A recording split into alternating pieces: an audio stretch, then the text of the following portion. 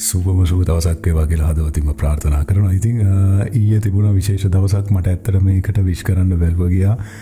ඊයේ ලෝක කාන්තා දිනය තිබුණා. ඉතින් ඇත්තටම මට ඒක ඔයාලට විශ් කරන්න මට මිස් වුණා. කොහොම මිස් වුණාද කියන්නේ මට ඇත්තටම හිතා ගන්න බෑ. කොහොම හරි ඒක මිස් වුණා. ඉතින් අද වීඩියෝ එකට යන්න කලින් මම හැමෝටම ප්‍රාර්ථනා කරනවා කාන්තාව සියලුම දෙනාට හොඳ සුබම සුබ කාන්තා දිනයක් වේවා කියලා හදවතින්ම ප්‍රාර්ථනා කරනවා. ඉතින් කාන්තාවන්ට මේ සමාජය ඇතුලේ හම්බෙන්න ඕන පිළිගැනීම අනිවාර්යයෙන්ම තව තවත් වැඩි වෙන්න ඕන. මොකද කාන්තාව පිරිමි කියලා දෙපාර්ශවයක් බෙදාගෙන තිබුණට අපි හැමෝම මිනිස්සු විදිහට මට හිතෙන හැටියට නම් සම අයිතිවාසිකම් හැමෝටම තියෙන්න ඕන. ඉතින් සුබම සුබ දවසක් වේවා කියලා හදවතින්ම ප්‍රාර්ථනා කරනවා. ඉතින් අද දවසේ ඔයාලා කරන කියන සෑම සියලු දෙයක්ම සර්වෝපකාරයෙන්ම සාර්ථක වේවා කියලා මුලින්ම හදවතින්ම ප්‍රාර්ථනා කරනවා. ඉතින් යාළුවනේ වැඩි කතා නැතුව අපි වීඩියෝ එකට යන්න කලින් ඉතින් මේ වීඩියෝ එකෙන් කතා කරන්නේ මැද පෙරදිග වැඩ කරන කෙනෙක් අද වාගේ සැලරි එක ලංකාවට යවන්න බලාපොරොත්තු වෙමින් ඉන්නවා නම් අද ඔයාලට මොන වගේ ඩේලි රේට් එකක් ලැබෙයිද කියලා. ඉතින් ඒ වගේම ඒ රටට අදාළව වැඩිම එක්ස්චේන්ජ් රේට් එකක් දෙන්න එක්ස්චේන්ජ් එක මොකක්ද කියලාත් මම මේ වීඩියෝ එකෙන් කතා කරනවා. ඉතින් වැඩි කතා නැතුව වීඩියෝ එකට යන් අද 2026 තුන්වෙනි මාසයේ 9 වෙනි සඳුදා. ඉතින් සඳුදා දවසක් ඉතින් කාර්ය බහුල දවසක් අදමම. ඉතින් අද දවසේ ඔයාලා කරන කියන සෑම සියලු දෙයක්ම සර්වපකාරයෙන්ම සාර්ථක වේවා කියලා මුලින්ම හදවතින්ම ප්‍රාර්ථනා කරනවා.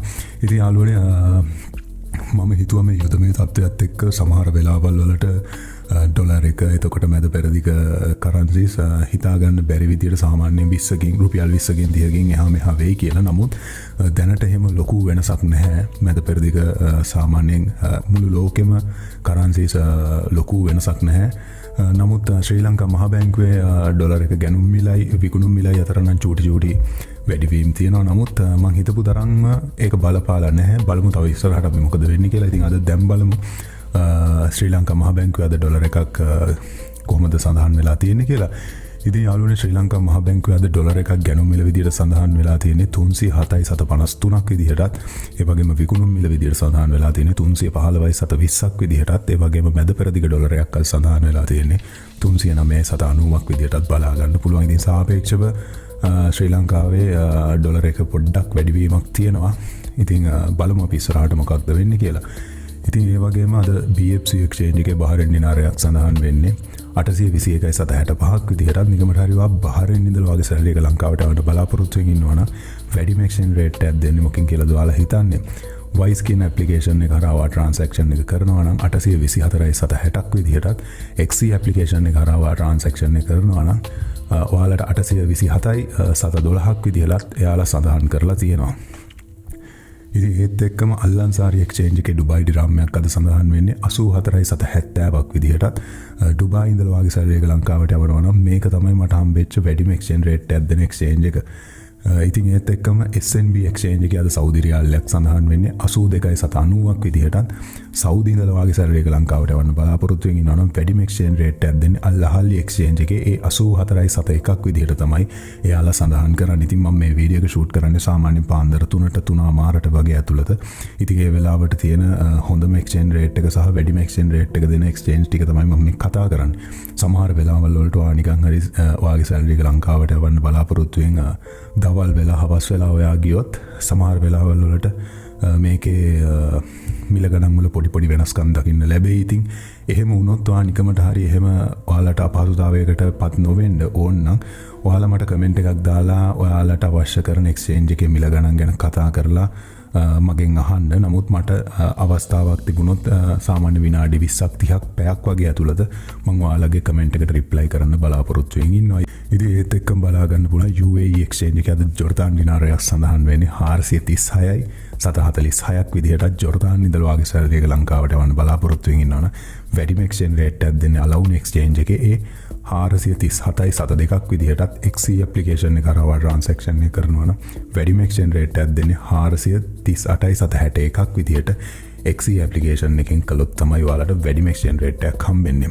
ඒත් එක්කම මොඩර්න් එක්ස්චේන්ජ් එකේ ඕමාන් රියාලයක් අද සඳහන් වෙන්නේ 808.48ක් විදිහටත්. ඕමාන් ඉඳලා වාගේ සැලරි එක යවනවා නම් මේක තමයි බෙස්ම ප්ලේස් එක මට මේ වෙලාවේ රිසර්ච් කරලා බලද්දි හම්බෙච්ච වැඩිම එක්ස්චේන්ජ් රේට් එකක් දෙන්නේ මොඩර්න් කියන එක්ස්චේන්ජ් එක හරහා ඔයාගේ ට්‍රාන්සැක්ෂන් එක කළොත් තමයි.